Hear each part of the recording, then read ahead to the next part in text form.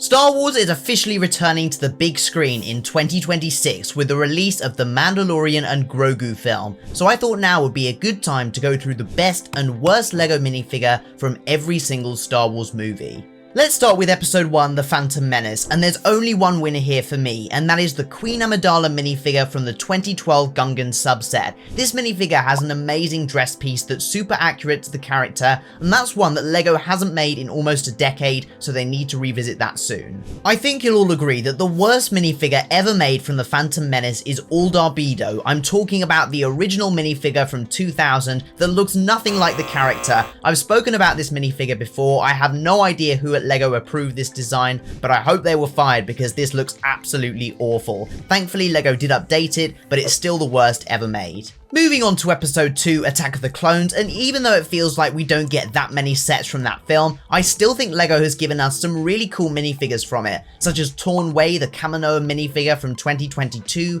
Count Dooku and Poggle the Lesser from 2013, and Stas Ali, but the minifigure I'm choosing here is Coleman Trebor. Considering he was only in the film for something like 2 seconds, LEGO made an incredibly accurate minifigure for him, and they should remake it.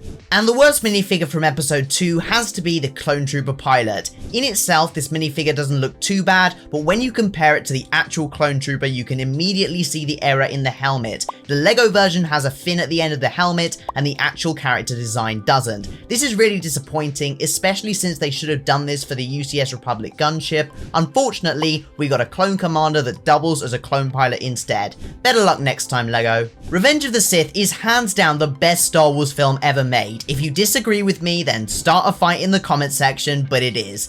I think the best minifigure from this film is Commander Cody. He released in the 2022 ATT set, and he was a long-awaited minifigure for LEGO Star Wars fans. LEGO did not disappoint here. It's very accurate, and I think it's the best of the new style LEGO Clone Troopers. My pick for the worst episode 3 minifigure might be controversial, but I'll go with it anyway. It's Anakin Skywalker from the 2020 Anakin's Jedi Interceptor set, and that's because this minifigure is inaccurate. The torso and legs on this minifigure feature dirt stains from Anakin's duel on Mustafar, but the head has a headset, which is set earlier in the film, so LEGO decided to reuse parts from the duel on Mustafar set, making this minifigure super inaccurate.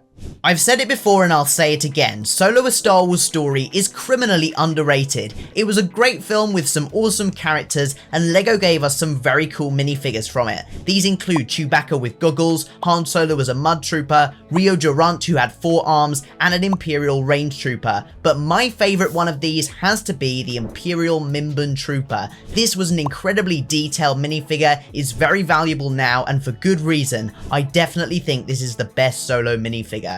It was really hard to find a bad minifigure from Solo since all of them are really good in my opinion, but I've gone with DD as the worst one from the film. It just seems unnecessary. I don't remember that droid from the film at all, and I can't believe LEGO gave us that and not a minifigure of L3.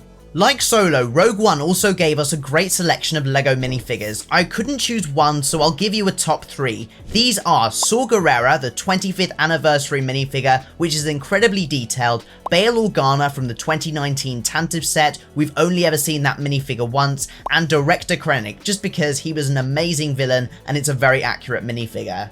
The worst minifigure from Rogue One for me is the Rebel Trooper. It's just a generic and forgettable design, so that's why I chose it. Moving on to LEGO's favourite part of the Star Wars timeline, the original trilogy, and up first we have Episode 4, A New Hope. I've chosen 2 minifigures rather than 1. I know it's cheating, but it's my video. I've gone with Luke Skywalker from the UCS X-Wing and C-3PO, who was first featured in the UCS Luke's Landspeeder. Both of these minifigures have arm printing and dual molded legs. They're both incredibly detailed. LEGO's minifigures from A New Hope are generally very good quality, so it was hard for me to find one that I didn't like, but the Jawa minifigure without a cape just seems like it's lacking detail, so I'll go with that one. Like A New Hope, The Empire Strikes Back has given us an amazing selection of LEGO minifigures, including General Veers with dual molded legs from the UCS AT-AT, and a ton of really detailed minifigures from the Cloud City Master Builder series set. But I'm going with Boba Fett from the UCS Slave One. This minifigure is probably the most detailed Boba Fett ever, with arm printing and a really cool cape, so that's my favourite from The Empire Strikes Back. I think the worst minifigure from Episode 5 is R3PO, basically a recolored red C-3PO protocol droid, and I just think the design is really basic, especially when you compare it to the white K-3PO droid. That one just seems so much more detailed, so I'm going with R-3PO as the worst.